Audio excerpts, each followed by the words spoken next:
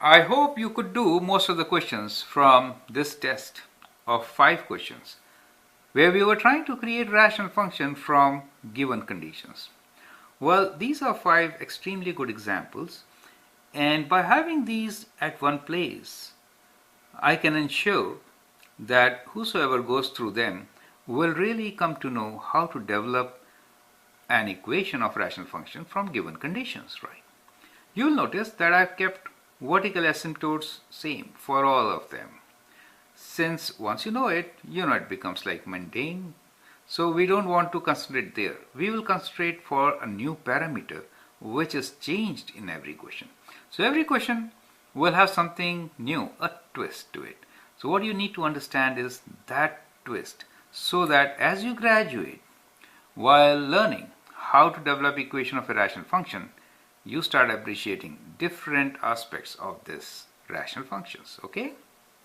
Now let's try to see this. Question 1. Create a rational function with vertical asymptotes at these 2 points and a horizontal asymptote at y equals to 0 and x-intercept of 2. So we can kind of sketch it, right? We'll not sketch all the things, we'll just sketch the things which are given to us. So one thing is vertical asymptote at x equals to 1. So let's try vertical asymptote at x equals to 1, and we'll write this at 1, and the equation is x equals to 1 for the vertical asymptote, correct?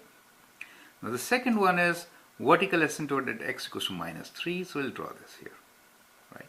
So this is at minus 3, and the equation for this is given to us, x equals to minus 3, correct? Horizontal asymptote at y equals to 0, that means this is my horizontal asymptote, right? Do you see, I'm only drawing horizontal asymptote in like extremes, not in between. Your graph can actually cross in between, right? But in extreme it is to approach your horizontal asymptote. And x-intercept of 2. X-intercept of 2 means that your graph actually crosses this and you get an intercept at some point here which is 2, right? So that is your x-intercept of 2, right? Sometimes, the students sometimes think that we have a horizontal asymptote y equals to 0, so we'll never have an x-intercept, right? Because most of the time you are seeing equations or graphs of rational functions in that way. But you know what? There are exceptions to all the rules, right? So we could have x-intercept, right? Anywhere. We'll develop that equation which has a horizontal asymptote also, and horizontal asymptote where x-axis is the horizontal asymptote, and it also has an x-intercept, right? That is kind of very interesting, right? So let's see how to develop such an equation, right?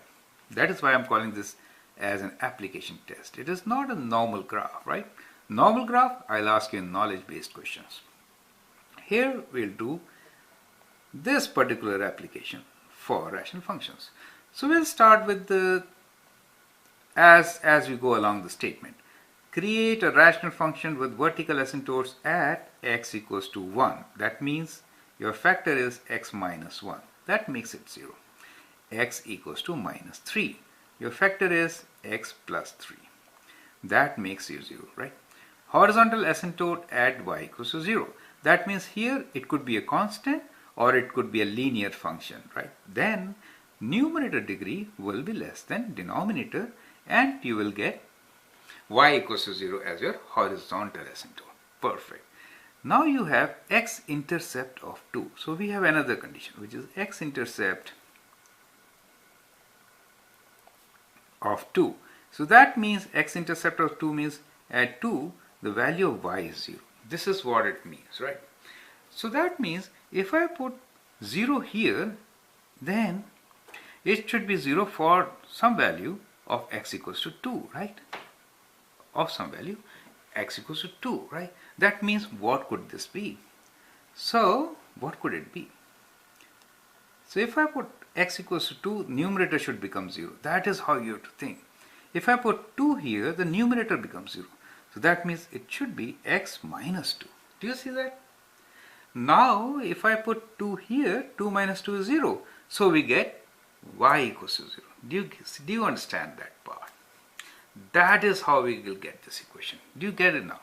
So now try this. At 2, what do you get? 2 minus 2 is 0. you get y equals to 0. So the point 2, 0 lies on your graph, correct? Do you see? And that is your x-intercept. This is how we get that equation. Perfect. Now, as an exercise, try to sketch this graph and see for yourself how you can have a rational function which has x-axis as its horizontal asymptote, and it crosses the axis also, right? Since it has an x-intercept there, right? Okay, great. Thank you.